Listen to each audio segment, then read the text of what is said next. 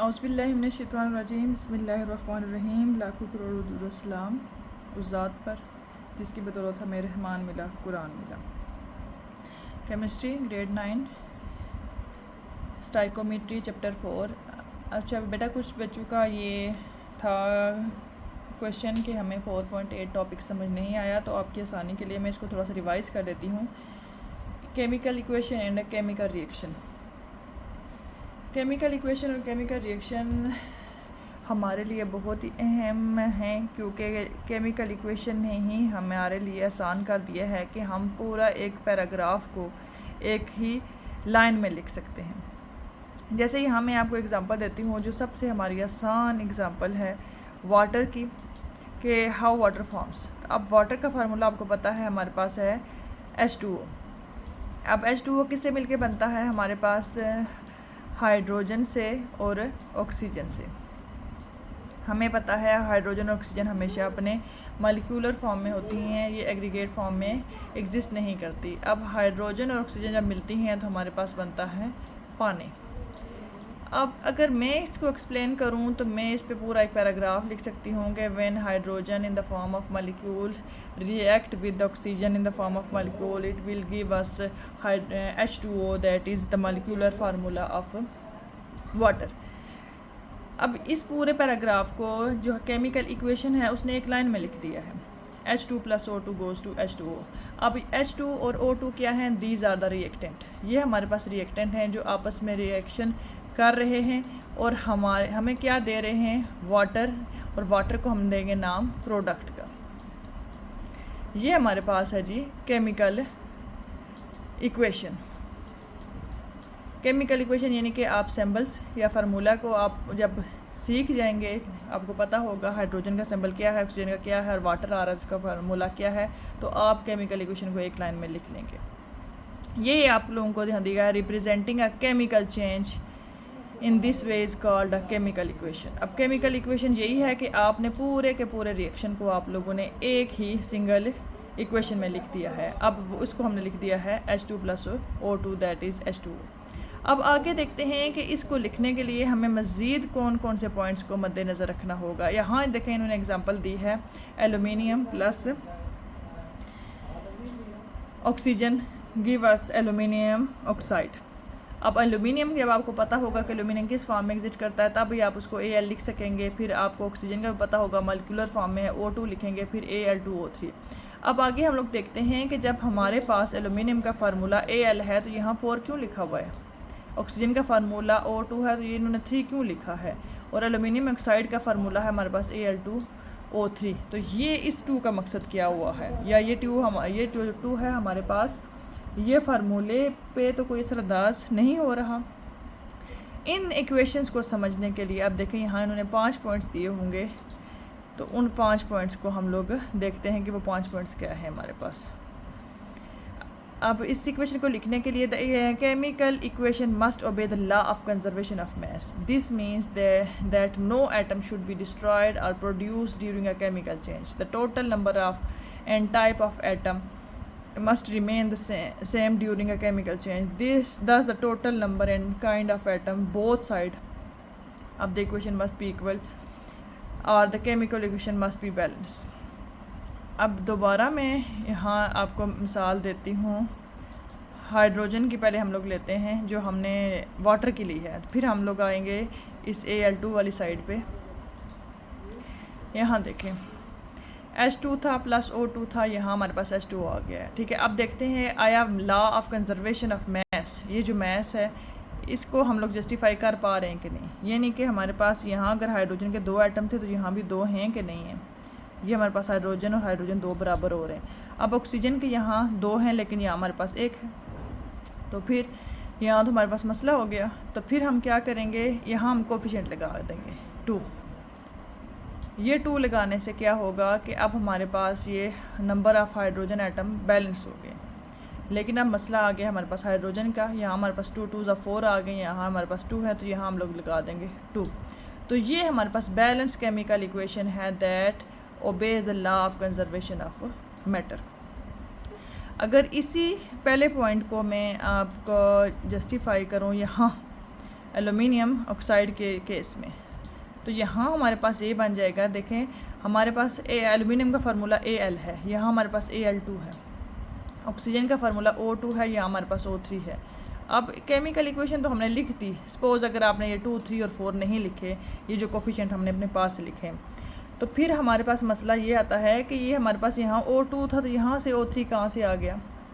तो फिर हमने क्या करना है, इस 2 और इस 3 को हम लोगों ने बैलेंस करना है। यहाँ हम लोग 2 लगा देंगे, यहाँ 3 लगा देंगे, 3 2 6, 3 2 6। अब बारी आती है एलुमिनियम की। यहाँ एलुमिनियम हमारे पास हो गए 2 2 4 और यहाँ एलुमिनियम हमारे पास अकेला था। तो फिर ये जो हमने लगा दिया है 4, इसने एलुमिनियम के फार्मूले पे, ऑक्सीजन के फार्मूले पे या एलुमिनियम ऑक्साइड के फार्मूले पे कोई असर नहीं डाला। ये जो कोफिशिएंट हैं ये जस्ट हमने अपनी इक्वेशन को बैलेंस करने के लिए, लॉ ऑफ कंजर्वेशन ऑफ मास को जस्टिफाई करने के लिए लगाए हैं।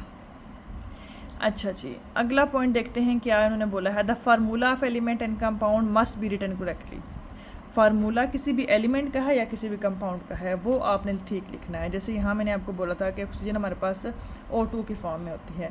अगर हम लोग कोफिशिएंट ना डालें, यहाँ O3 है तो यहाँ आप O3 नहीं डाल सकते। जब O3 आ जाएगा वो फार्मूला ओजोन का बन जाएगा, वो ऑक्सीजन का नहीं रहेगा। सेम हमारे पास एल्यूमिनियम है तो एल्यूमिनियम को भी आप Al2 नहीं लिख सकते। लॉ ऑफ कंजर्वेशन ऑफ मास हमने ठीक कर दिया। दूसरा पॉइंट है कि हमारे पास कंपोनेंट का, एलिमेंट्स के फार्मूले मस्ट बी करेक्ट होने चाहिए। Chemical equation must determine the correct mole ratio among the reactant and product and between the reactant and product. Most important point, ये जो पॉइंट है आपका बेटा, आगे जितने भी न्यूमेरिकल्स आ रहे हैं सारे आपके इसी पे बेस करते हैं। मोल रेशियो, यहाँ से मैं इसको रेज कर दूँ।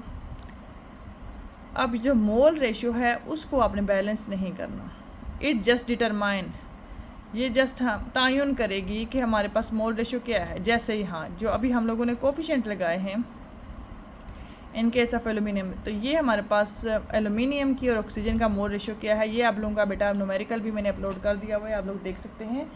एल्यूमिनियम और ऑक्सीजन की मोल रेशियो है जी 4:3। जब 4 मोल्स ऑफ एल्यूमिनियम लेंगे तो 3 मोल्स ऑफ ऑक्सीजन आपको लेने पड़ेंगे।